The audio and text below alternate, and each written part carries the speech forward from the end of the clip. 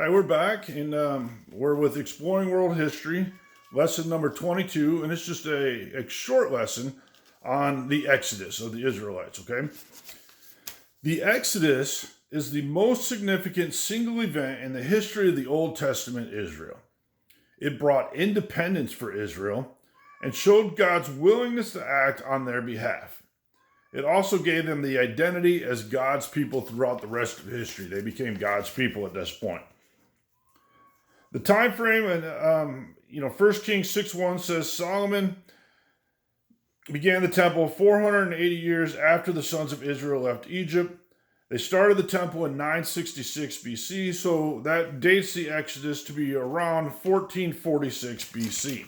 That's what the experts say. Okay, what happens, right?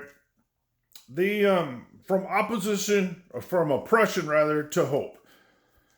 Remember, the Israelites had moved to Egypt during the famine as Joseph was the vizier, and he was allowed to bring his family there, and they flourished there. They grew as a people there, but then they came under a new Pharaoh, and he doesn't remember Joseph. He fears the Israelites because their numbers are growing and growing, and so he enslaves them with hard labor. And Moses is called to lead God's people out of Egypt.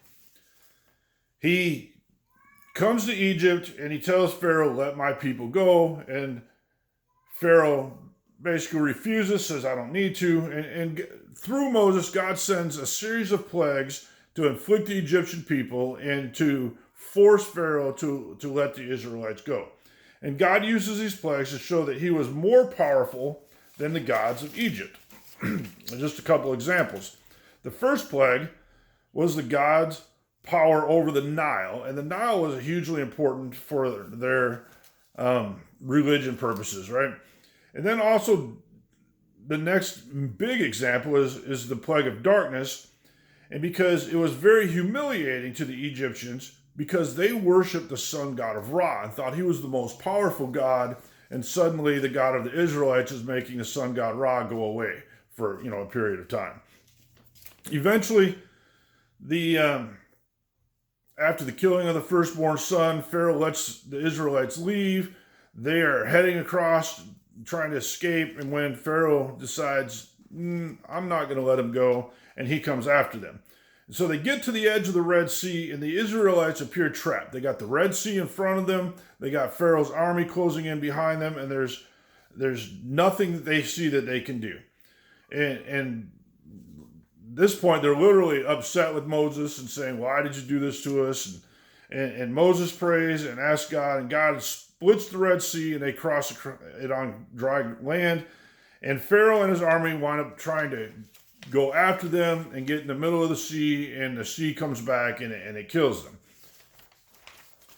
After this, they get to the Mount Sinai, and there's a covenant made with God on Mount Sinai. Moses meets God on Mount Sinai. He goes up there. He gives them the 10 Commandments. They have this covenant that's made between them.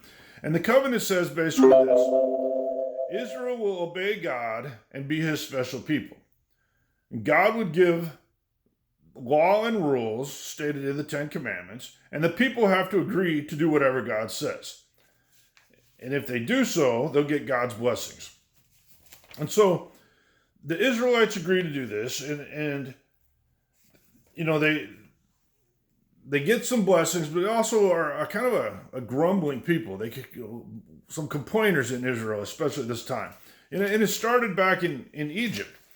Why did Moses come? They started going through the plagues, and Pharaoh gave the Israelites more work to do and harder work, and so they were complaining, "Why did Moses come? Just to make us have to do more work." They get trapped at the Red Sea, and they're complaining about, "We're just going to die here in the desert. We could have just lived and died in Egypt." But God protected them from the plagues and led them to safety. Then they get in the desert, right? They get through all this where they escaped Egypt. They cross through the Red Sea on dry ground. The army that was chasing them gets killed in the sea, and they're in the desert. And instead of thinking about all the things God's done for them, they start complaining again. Now there's no water. So God gives them water. Then there's no food that they like. And so God gives them some food. And On page 107 of your book, I turn there real quick.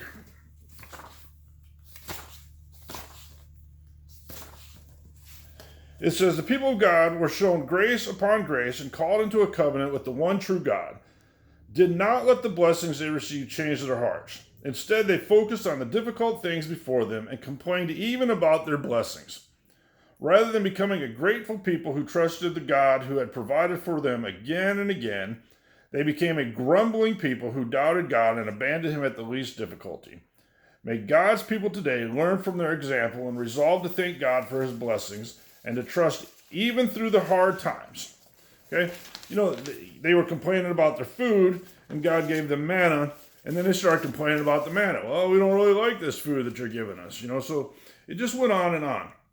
But here's the significance of the Exodus, okay? First and foremost, it made Israel into a nation. At the time, according to Numbers, there was 603,550 men, not including the Levites, just the men that escaped Egypt and became this nation. If you start, trying to add in women and children and average things out, you're looking at somewhere between 1 and 2 million Israelite people that escaped Egypt and were creating this new nation in the land of Canaan that God gave them. God gave them, the other significance is that God gave them their identity during this time as God's holy people. The Exodus is an example of God's mercy as well. And there's significant meaning for modern Christians, okay? On page 108 in your book, it says this. This pivotal event of the Old Testament has meaning for the Christians as well, today's Christians. Just as God brought Israel out of the bondage of slavery through the waters of the Red Sea into the freedom and blessing of being God's people, so God brings us out of bondage to sin through the waters of baptism into the freedom and blessing of being Christians. The wanderings of the Israelites in the wilderness have been compared to the hardships of Christians' life. Crossing the Jordan and reaching the Promised Land have become symbols of death and heaven in many hymns. The story of Israel is unique in history. God wanted the Israelites to have a powerful sense of their special divine calling so that they would live up to his will for them. They failed this to a great degree, but the call still serves as a beacon for those who want to escape spiritual slavery and find the freedom of a new identity as God's people. And hopefully that's what you're going to learn from this, is that even as we struggle, as the Israelites did, God can continue to bless us as long as we continue to serve him. Thanks.